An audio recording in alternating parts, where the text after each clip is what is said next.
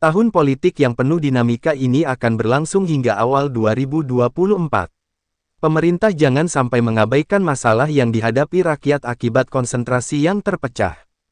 Tanpa bermaksud mengendorkan semangat para pejabat negara yang sedang getol-getolnya berebut simpati menuju pemilihan presiden Pilpres dan pemilihan legislatif Pileg 2024, agenda-agenda penting dan krusial kebangsaan dan kenegaraan tidak boleh dilupakan.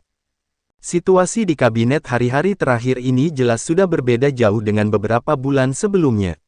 Prediksi para pengamat, pemerhati politik, headline maupun tajuk rencana media arus utama jauh hari sudah mengingatkan datangnya hari-hari penuh warna politik 2 tahun menjelang pelaksanaan Pilpres 2024 yang sudah ditetapkan hari hanya yaitu tanggal 14 Februari tahun 2024.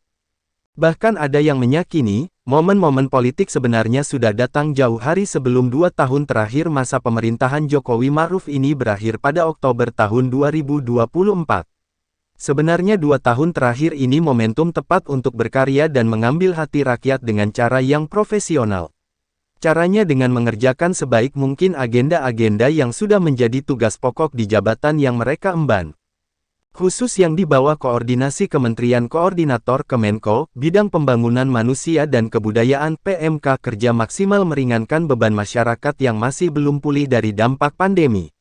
Demikian pula dari Kemenko Politik, Hukum dan Keamanan Polhukam fokus pada perwujudan rasa keadilan hukum, penjaminan rasa aman, dan pengondisian ketertiban sosial politik yang semakin memanas dan kurang kondusif akhir-akhir ini.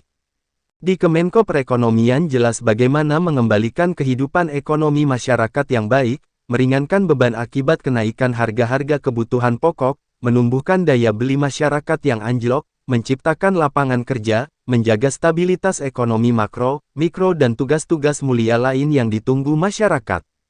Di Kemenko Bidang Kemaritiman dan Investasi juga diharapkan mampu mengembalikan kepercayaan diri pemerintah untuk meneruskan agenda pembangunan yang belum selesai karena terkendala pembiayaan dengan mendatangkan investor dari dalam maupun luar negeri. Juga mengembalikan marwah sebagai negara maritim dengan menyejahterakan para nelayan yang juga banyak yang terkena dampak pandemi COVID-19. Sekilas memang semua anggota kabinet bekerja luar biasa dan super sibuk ke sana kemari. Masuk kampung, keliling 33 provinsi, pulang pergi dari luar negeri untuk membangkitkan perekonomian Indonesia. Hasilnya bagaimana? Tentu ini tidak bisa instan. Atau seperti main sulap, dalam 1-2 kali tepuk langsung selesai. Perlu proses, perlu pengondisian, perlu dukungan pihak lain, perlu ini dan itu. Artinya dalam situasi seperti sekarang ini jangan harap seseorang bisa menyelesaikan masalah sendirian. Kasus mahalnya harga minyak goreng misalnya, tidak bisa hanya diserahkan kepada Menteri Perdagangan, tapi perlu diselesaikan oleh Presiden, Wapres, para Menko, Gubernur, Bupati, Wali Kota dan seluruh stakeholder wajib turun tangan. Terbukti masalah ini berlarut lama dan belum selesai secara tuntas. Tolak ukur sukses tidaknya seorang pejabat negara menjalankan tugas bukan hanya dari seberapa besar popularitas dan elektabilitasnya menurut hasil survei. Apalagi hasil survei pun masing-masing bisa berbeda. Tergantung metodologi, jumlah sampel, waktu survei, model survei dan faktor-faktor lain.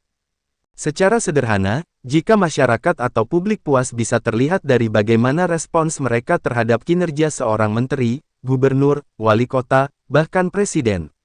Respons memang bisa direkayasa, tapi reaksi tulus tidak mudah diintervensi oleh apapun. Syaratnya harus melihat dengan hati tulus dan mata batin yang jernih.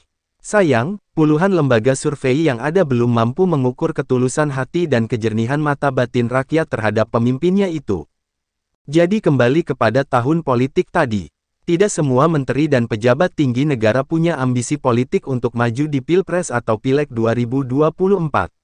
Andaikan semua anggota kabinet maju di 2024 pun tidak ada aturan yang melarang. Karena itu hak setiap warga negara untuk dipilih dan memilih dalam pemilu. Tapi tanggung jawab moral dan politik untuk menjalankan pekerjaan melayani rakyat itu yang mestinya bisa menjadi pertimbangan sebelum sang pejabat berniat maju di Pilpres, Pileg atau Pilkada. Bukankah mayoritas pejabat publik kita adalah pimpinan parpol? Memang demikian adanya, karena sistem politik yang kita anut membolehkan hal itu. Namun faktanya pos-pos strategis sebagian besar dikuasai oleh orang-orang politik, atau profesional yang disokong oleh parpol tertentu. Disinilah masalahnya. Ketika seseorang ditempatkan di posisi strategis atas dukungan parpol, kesetiaan dan loyalitasnya bukan langsung ke rakyat. Disinilah konflik kepentingan terjadi. Dan, seringkali kepentingan rakyat banyak yang dikorbankan. Tahun politik yang penuh dinamika ini akan berlangsung hingga awal 2024. Fokus pemerintah pasti terpecah. Turbulensi akan banyak terjadi. Rakyat hanya bisa melihat dari jauh perilaku elit yang makin sulit dimengerti. Saatnya mengencangkan sabuk pengaman karena turbulensi sudah berlangsung dan semakin keras guncangannya. Terima kasih, dukung terus channel ini agar terus berkembang. See you, tetap menjadi power rakyat. Salam Indonesia Merdeka!